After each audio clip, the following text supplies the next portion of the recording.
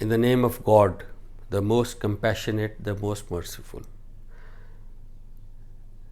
We are witness to a murder in the US of a black man, Mr. George Floyd, by a policeman. That killing set off protests all across the US. And the world community has come up with a beautiful statement which is being echoed all across the globe, that racism is suffocating us.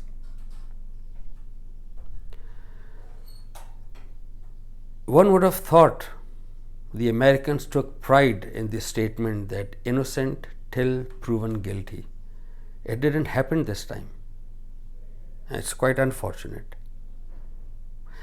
Let me at this point present you God's perspective. He is the creator, sustainer, provider of all human beings. I'm going to quote out of the Gospel and as a Muslim from the Qur'an.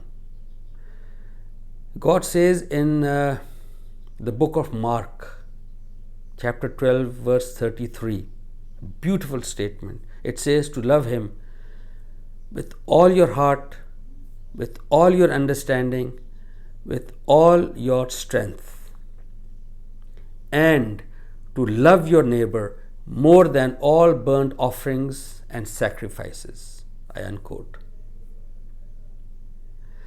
This is a brilliant verse. It actually tells us to be aware, as a human being, to be aware of two rights: the rights of God Almighty and the rights of fellow human beings. And the Quran in chapter 49, verse 13 says, I quote, "You people, we have created you from a male and a female, and made you into nations and tribes, that you might get to know one another. The noblest of you in God's sight is he who is most righteous. God is all-knowing, all-wise." Unquote. It means this is God's design. We have to know this. We have to understand this. The difference of opinions we have, the difference of colors we have, the difference of caste, creed, religion we have is all God's design. He wants to test us. Who remains humble?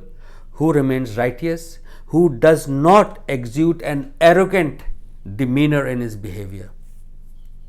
That is why God detests an arrogant behavior. Arrogance means one who rejects the truth knowingly and one who considers others inferior. This is arrogance. God, we have seen, says that we have created all from one Adam and Eve. So this is very important to know God's perspective.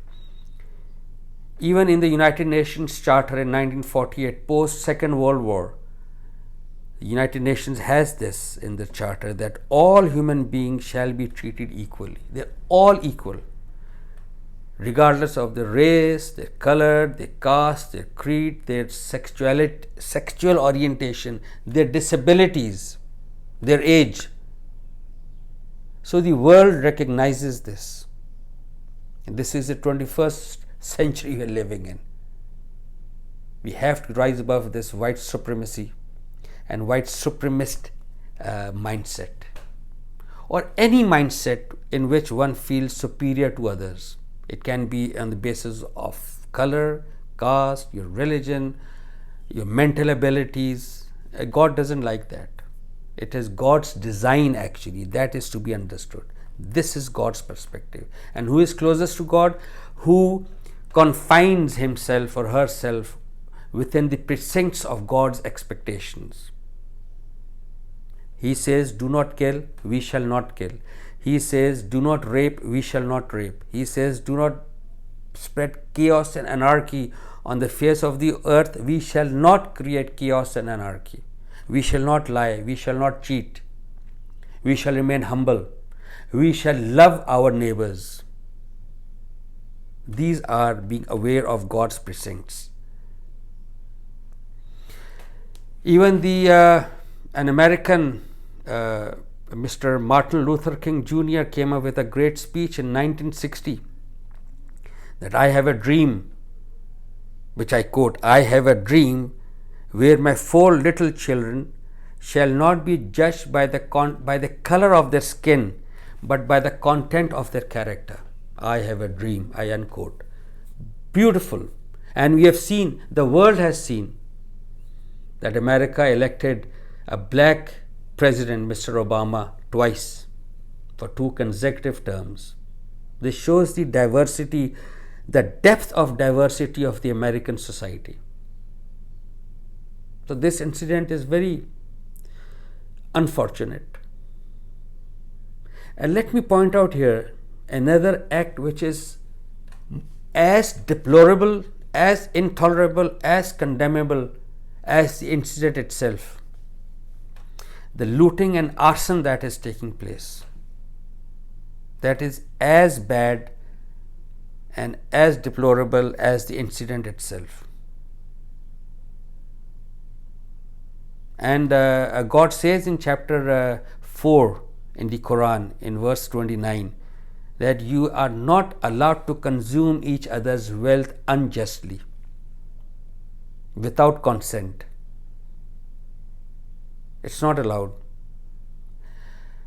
Human nature dictates this. We cannot consume or usurp each other's wealth or material unjustly, without their consent. That is why God declares the Quran as a reminder. What is a reminder? Reminder is a thing that we already know, which means that every human being is born with this innate feeling of what is right, what is wrong. We can differentiate. Each human being can differentiate. Now, and when these incidents take place, when the tempers are soaring high, one tends to forget these basic teachings of morality, which every human being has. We transgress those limits of morality. This is where my message to everybody is, we got to relink ourselves with the book of God, with the gospel, with the Quran, with the divine scriptures. We cannot, for the life of us, we cannot spread chaos and anarchy on the face of God's earth. God detests this. He says it is a crime far worse than murder itself. Because murder is an isolated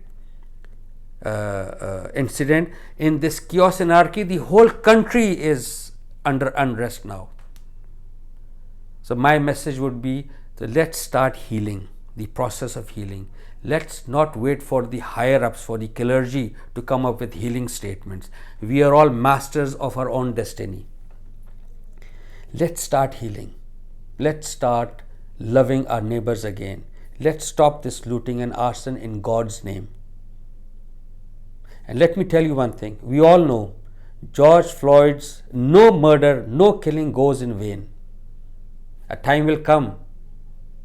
That is why God has created a hereafter, where all such matters of unfair dealings will be settled with all fairness, with utmost fairness, because we are in a testing place here. This is a place of trial and tribulation.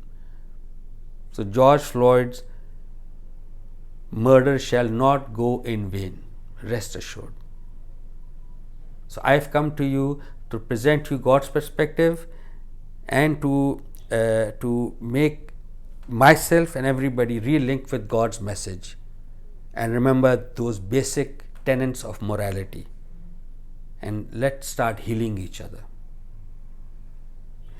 Thank you very much. God bless you all.